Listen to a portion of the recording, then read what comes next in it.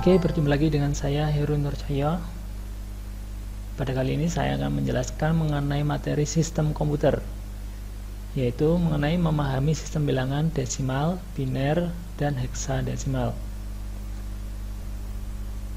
Oke, yang pertama sistem bilangan. Sistem bilangan adalah suatu cara untuk mewakili besaran dari suatu item fisik. Sistem bilangan menggunakan basis atau base radix tertentu yang tergantung dari jumlah bilangan yang digunakan. Oke, untuk memudahkan mempelajari komputer sebagai pengolah data, kita harus memandangnya sebagai sebuah sistem komputer atau komputer system. Jadi secara umum pengertian sistem komputer adalah jaringan elemen-elemen yang saling berhubungan, berbentuk satu kesatuan untuk melaksanakan suatu tujuan pokok dari sistem tersebut. Tujuan pokok dari sistem komputer adalah mengolah data untuk menghasilkan informasi. Supaya tujuan pokok tersebut tercapai, maka harus ada elemen-elemen yang mendukungnya. Elemen-elemen dari sistem komputer adalah hardware, software, dan brainware. Itu yang pertama, ada hardware. Perangkat keras adalah peralatan di sistem komputer yang secara fisik terlihat dan dapat dijamah seperti monitor, keyboard, mouse, hard disk, CPU, dan lain sebagainya.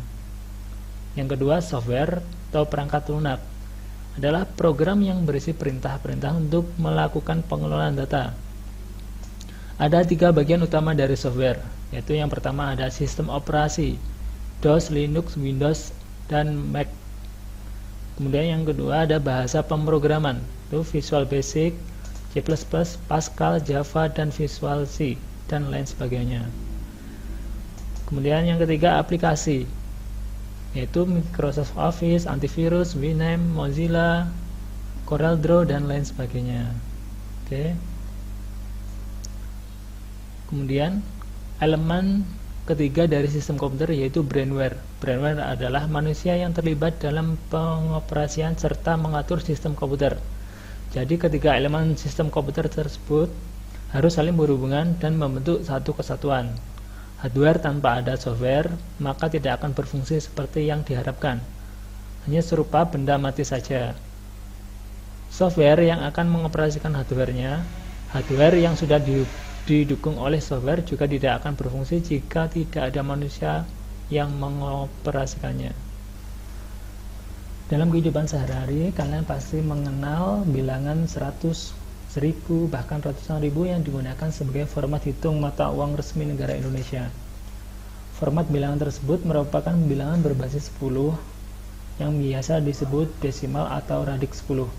Ada banyak jenis sistem bilangan, yaitu ada bilangan berbasis 2, 3, 4, sampai 16.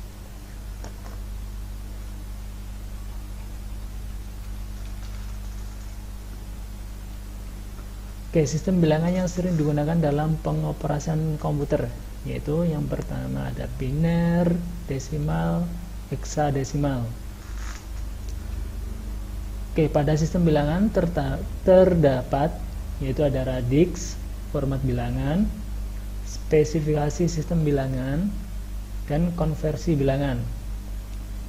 Radix adalah jumlah total digit atau jumlah suku angka yang digunakan dalam suatu sistem bilangan. Contohnya pada bilangan desimal, ya ini ada 168 radix 10. Oke. Yang kedua ada format bilangan biner 10101000 radix 2. Oke, kemudian ada format bilangan.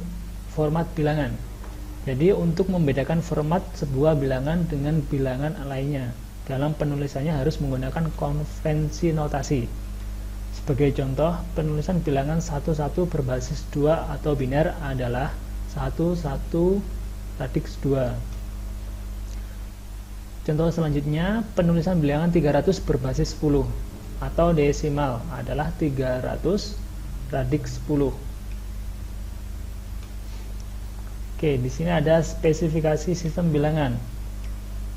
Ini sistem bilangan ada binary atau biner, radix 2 yaitu digitnya 0 dan 1. Ada ternary, ada quaternary, ada quinary, senary, septenary, octenary atau octal, nonary, denary atau desimal, undenary, duodenary, tridenary, quaternary, quidenary, dan yang terakhir ada hexadenary atau hexadesimal.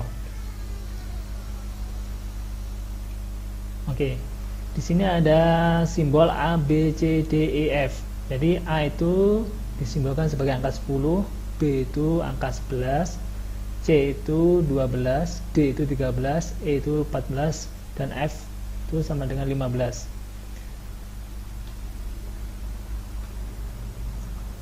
Oke, kemudian konversi bilangan, yaitu teknik mengubah suatu bentuk menjadi bentuk lainnya tetapi tetap memiliki arti dan nilai yang sama.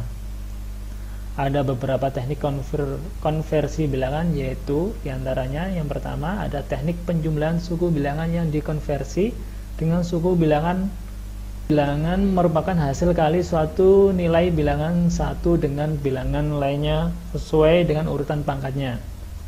Kemudian yang kedua, melakukan pembagian secara berulang. Bilangan awal yang akan dikonversi dibagi dengan basis bilangan hasilnya. Oke, pada pertemuan selanjutnya kita akan membahas mengenai bilangan biner. Oke, sekian, terima kasih.